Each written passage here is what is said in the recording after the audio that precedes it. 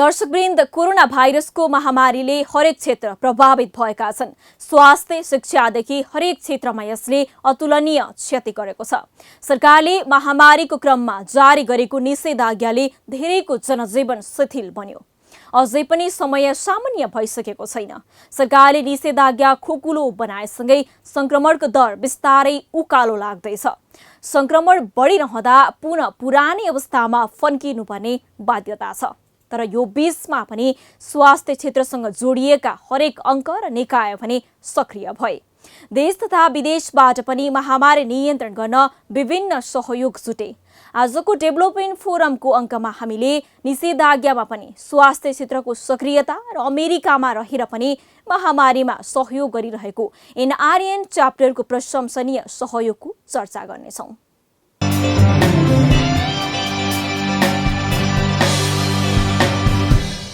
दर्शकवृन्द, corona भाइरसको महामारी 2076 को चैतदेखि नेपालमा सुरु भयो। सोही समयदेखि सरकारले लकडाउन गर्यो। यो वर्ष सरकारले निषेधाज्ञा जारी गर्यो। संविधानले दिएको अधिकार अनुसार नागरिकले आधारभूत स्वास्थ्य सेवा प्राप्त गर्न सकेनन्। सुरुवाती समयमा थुप्रै महिलाले परिवार नियोजनका अस्थायी साधन प्रयोग गर्न पाएनन्। 81 लगाइएको लकडाउनको समयमा अनिश्चित गर्भधारण गर्न आफूहरू बाध्य भएको भन्ने गुनासाहरू बढे। तर पनि नेपाल परिवार नियोजन सङ्घले भने अनवरत रूपमा परिवार नियोजन सेवालाई नागरिकलाई प्रदान गरिरह्यो। सुरक्षित गर्भपतन, सुरक्षित मातृत्व लगायतको सेवा प्राप्त गर्न पाए। सङ्घको सहायतामा धेरैले महामारीमा पनि समस्या भने झेल्नु परेन। परिवार नियोजन सङ्घले महामारीको समयमा पनि आफ्नो भूमिकालाई कसरी निर्वाह गर्यो, यही विषयमा केन्द्रित रहेर तयार पारिएको हेरौँ यो रिपोर्ट।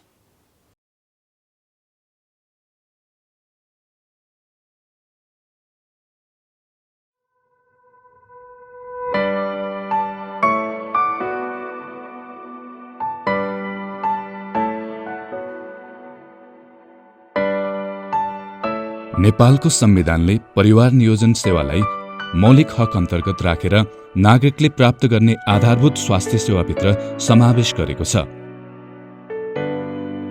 जुन प्रत्येक नागरिकको समान मानव अधिकार हो। यो अधिकार सबै वर्गले जस्तोसुकै अवस्थामा पनि निर्बाध उपभोग गर्न पाउनु पर्दछ।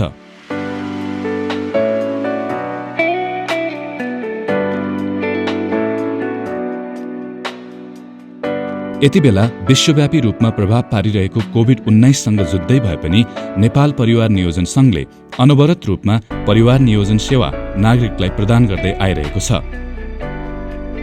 असहज अवस्थामा पनि परिवार नियोजन, सुरक्षित गर्भपतन, सुरक्षित मातृत्व, नवजात शिशु तथा बाल स्वास्थ्य, HIV तथा एड्स, यौन संक्रमण लगायत प्रजनन स्वास्थ्य सम्बन्धी सेवा प्राप्त गरेका नागरिकहरू पनि सन्तुष्ट छन्।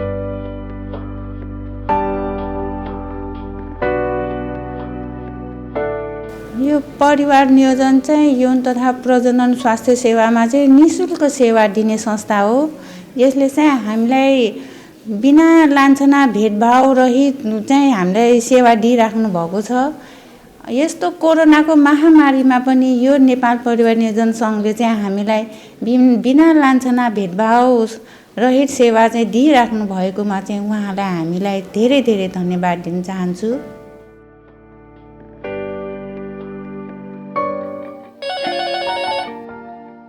हेलो, परिवार नियोजन सङ्घ हेल्पलाइन। हजुर नमस्कार। हजुर को बोल्दै हुनुहुन्छ होला? 35 वर्ष पुग्नुभयो। कुन ठाउँबाट बोल्दै हुनुहुन्छ तपाईँ? बानेश्वरदेखि बोल्दै हुनुहुन्छ। समस्याहरू राख्न सक्नुहुन्छ है? हजुर। परिवार नियोजनको चाहिँ अब तपाईँले अस्थायी साधनहरू चाहिँ लिन खोज्नु भएको कि स्थायी नै गर्ने सोच्नु भएको छ?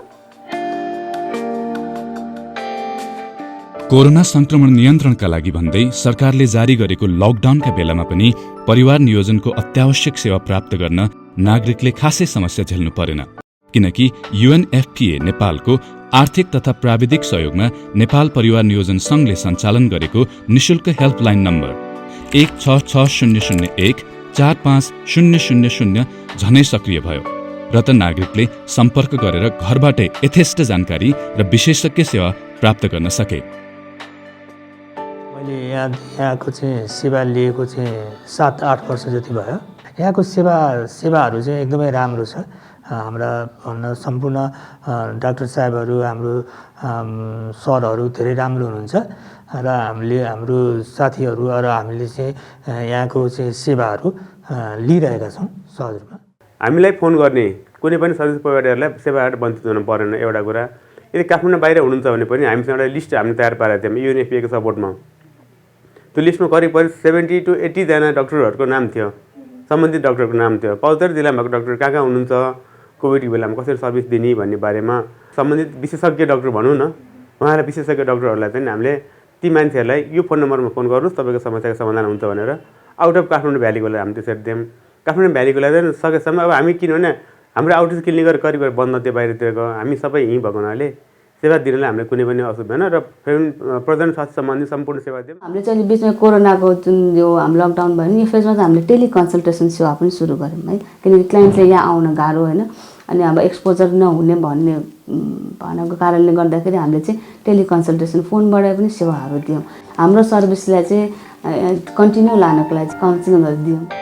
बिहान 7 बजेदेखि साँझ 7 बजेसम्म 12 घण्टे हेल्पलाइन सेवा प्रयोग गर्दै सम्पर्कमा आएका सेवाग्राहीहरूले सेवा पाए। नपाएको बारे निरन्तर फलोअप गर्ने संयन्त्र भएपछि सेवाको प्रभावकारितामा समेत वृद्धि भएको छ। UNFPA को ग्लोबल लेभलमा पनि र हाम्रो राष्ट्रिय स्तरमा पनि हाम्रो लक्ष्य 3वटा मेजर लक्ष्यहरूमा हामी काम गर्छौँ।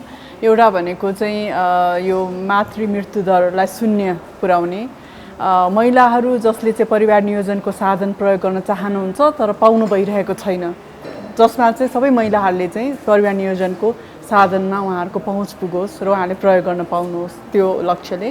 र अर्को थर्ड भनेको चाहिँ यो लैङ्गिक हिंसा 0 गर्ने होइन, यो 3टा 0 को लक्ष्य लिएर चाहिँ UNFPA ले ग्लोबली र नेसनली पनि काम गरिरहेको छ। यो लक्ष्यलाई नै अगाडि बढाउनको निम्ति चाहिँ हाम्रो प्रमुख प्राथमिकताको विषय भनेको एउटा यो परिवार नियोजनको कार्यक्रम नै हो।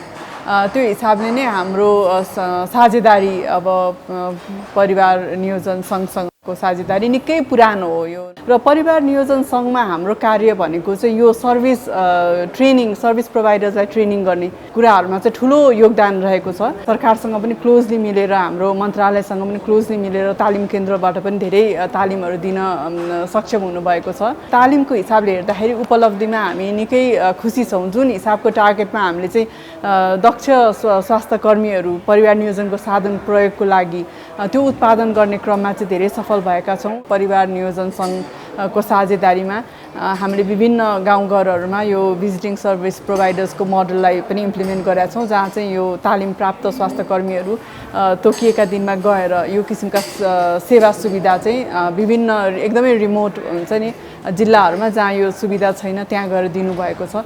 त्यही कारण यो किसिमको कार्यक्रमहरू चाहिँ हामीले परिवार नियोजन सँगसँग गरेका छौँ र निकै राम्रो उपलब्धि पनि हासिल गरेका छौँ। गुणस्तरीय परिवार नियोजन सेवाको पहुँचले नागरिकको स्वास्थ्यमा त सकारात्मक प्रभाव ल्याउँछ नै, सँगसँगै सामाजिक र आजीविकाका क्षेत्रमा समेत गतिलो प्रभाव देखाएको छ। यही महत्त्व बुझेर नै बहुगुणात्मक प्रतिफल सहितको परिवार नियोजन सेवाका कार्यक्रम र लगानीलाई राष्ट्रिय प्राथमिकतामा पार्न नेपाल परिवार नियोजन सङ्घले निरन्तर पैरवी गर्दै आइरहेको छ। परिवार नियोजन लामो समयदेखि गैर नाफामूलक रूपमा सेवा गर्ने संस्था हो। हामीसँग जहिले पनि पार्टनरसिपमा काम गरेको छ परिवार नियोजन। धेरै जिल्लाहरूमा उहाँको कार्यालयहरू छ र उहाँहरूले चाहिँ स्वास्थ्य कार्यालयसँग समन्वय गरेर सेवा दिनुहुन्छ र केन्द्रीय लेभलमा हाम्रो समन्वय हुन्छ। विभिन्न विशेष गरी अब हामीलाई टेक्निकल सपोर्ट, हाम्रो समन्वय, टेक्निकल डिस्कसन मिटिङ, समन्वयका कामहरू, एभिडेन्स जेनेरेट गर्ने कामहरूदेखि लिएर सेवा दिने र तालिम दिने काममा उहाँहरूले ठुलो सहयोग गर्नुभएको छ। र विशेष गरी सुरक्षित मातृत्व, सुरक्षित गर्भप्रसव सेवा, परिवार नियोजनका साधन, तालिम, क्षमता अभिवृद्धिमा उहाँहरूको ठुलो योगदान छ र हाम्रो समन्वय समयमा समन्वय बैठकहरू पनि भइरहेको छ। नेपालमा यौन तथा प्रजनन स्वास्थ्य र अधिकारका क्षेत्रमा कार्य गर्ने राष्ट्रिय स्तरको संस्था हो नेपाल परिवार नियोजन सङ्घ। नेपालका कुल सेवाग्राही मध्ये करिब 20%लाई सङ्घले सेवा दिएर राष्ट्रिय र अन्तर्राष्ट्रिय लक्ष्य प्राप्तिमा महत्त्वपूर्ण योगदान गर्दै आइरहेको छ। संघले 37 जिल्लामा 62 वर्ष अगाडिदेखि नै यौन तथा प्रजनन स्वास्थ्यका कार्यक्रम विस्तार गरी वार्षिक करिब 1 करोड नागरिकलाई गुणस्तरीय परिवार नियोजन एवं यौन तथा प्रजनन स्वास्थ्य सेवाको पहुँच पुर्याएको छ, जसबाट मातृ मृत्युदर र बाल मृत्युदर घटाउन ठूलो योगदान पुगेको छ।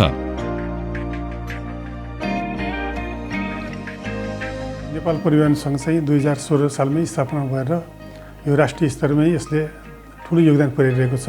परिवार नियोजनतिर भन्नुपर्दा हाम्रो कुल 20देखि 22% हाम्रो योगदान रहेको देखिन्छ। त्यसै गरेर हाम्रो एचआइभीमा पनि हाम्रो योगदान छ। सेफ एबोर्सन सर्भिसमा हाम्रो 15-16% योगदान छ। हाम्रो सेवा केन्द्रमा आउने कुल सेवाग्राहीमध्ये 34-35% चाहिँ युवाहरूको हिस्सा छ। हाम्रो फोकस नै अब किशोर किशोरीहरू लगायत अन्य सीमान्तकृत समुदायहरूमा छ। हाम्रो खास गरेर गरिब विपन्न वर्गका, त्यसै गरेर एचआइभी सङ्क्रमित, एलजिबिटिआइक्यू भन्छौँ, त्यसै गरेर यो क्राइसिसमा परेको अथवा यो प्राकृतिक प्रकोपमा परेका क्षेत्रहरूका बासिन्दाहरू, यो जेन्डर बेस्ड भाइलेन्समा परेका महिलाहरू, उनीहरूमा हाम्रो आफ्नो कार्यक्रमहरू धेरै फोकस प्रोग्राम छ। र हाम्रो खास गरेर हामीले त्यही समुदायकोबाट हामीले साथी शिक्षकहरूलाई हामीले चाहिँ तालिम दिएर उनीहरू मार्फतै हाम्रो सेवा जान्छ। त्यसले गर्दाखेरि हाम्रो कुल सेवामध्ये 85-86% सेवा चाहिँ यही समुदायहरूमा हाम्रो जान्छ।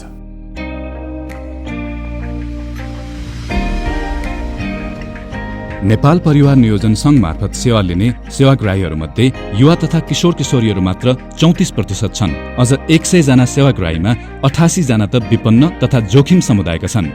यो तथ्याङ्कले पनि के पुष्टि गर्छ भने सङ्घको सेवा विपन्न र तल्लो तहसम्म पुगेको छ। सङ्घले सेवाको पहुँचबाट वञ्चित, सीमान्तकृत समुदाय, यौन तथा लैङ्गिक अल्पसङ्ख्यक, यौनकर्मी महिला, एचआइभी एड्स सङ्क्रमित तथा अपाङ्गता भएका व्यक्तिहरूका लागि सधैँ मैत्रीपूर्ण र निःशुल्क सेवा उपलब्ध गराउँदै आइरहेको छ। समाजमा दुर्गम स्थानहरूमा रहेका गरिब जनताहरूलाई परिवार नियोजनका परिवार नियोजन सम्बन्धी सेवा दिँदै आइरहेको संस्था हो। र यसले सुरुमा त दिने सेवा चाहिँ नि नेपाल सरकारको भन्दा पनि धेरै दिने गर्दथ्यो सुरुका वर्षहरूमा। तर अहिले आएर नेपाल सरकारले चाहिँ नि अब धेरै जिल्लाहरूमा कभर गरिरहेछ। त्यही पनि नेपाल सरकारको अहिलेको अवस्थामा चाहिँ नि 20-25% चाहिँ नि जुन सेवाहरू परिवार नियोजन सम्बन्धी सेवाहरू छन् ती चाहिँ त्यहाँ परिवार नियोजन सङ्घबाट दिएको चाहिँ नि हामी गर्वका साथ भन्न सक्छौँ। र त्यो पनि अति नै दुर्गम र गरिब जनताहरूलाई ती सेवाहरू दिएका छन्। हिजोको द्वन्द्वको अवस्था होस् या भूकम्प होस् या अहिलेको कोरोना महामारी नै किन नहोस्, सधैँ उही र उस्तै गतिमा थप जिम्मेवार र उदार हुँदै प्रभावकारी सेवा प्रदान गर्दै आइरहेको छ नेपाल परिवार नियोजन सङ्घले।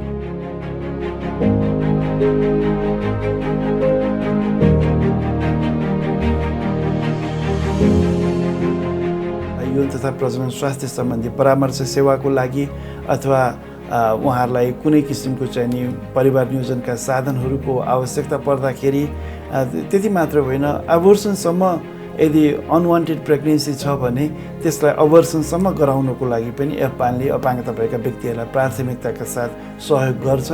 जुन कुरा उहाँहरूले एफपानमा सम्पर्क गर्नुभयो भने अहिले प्राप्त गर्न सक्नुहुन्छ। कतिपय त्यस्तो लिङ्गी साथीहरूले चाहिँ आफ्नो यौनिकता खुलाउन चाहन्नन् होइन, आफ्नो भित्री रोगहरू छुपाउने लुकाउने गरेका हुन्छन्। त्यसमा आफ्नो गोपनीयता कुरा भएको कारणले गर्दाखेरि चाहिँ परिवार नियोजनले चाहिँ हामीलाई कोरोना टाइममा चाहिँ राम्रै सेवा सुविधा रहेछ। हाम्रो एलजिबिटिआइक्यूको लागि पनि काम गर्ने भएको कारणले गर्दा चाहिँ धेरैभन्दा धेरै धन्यवाद दिन चाहन्छु।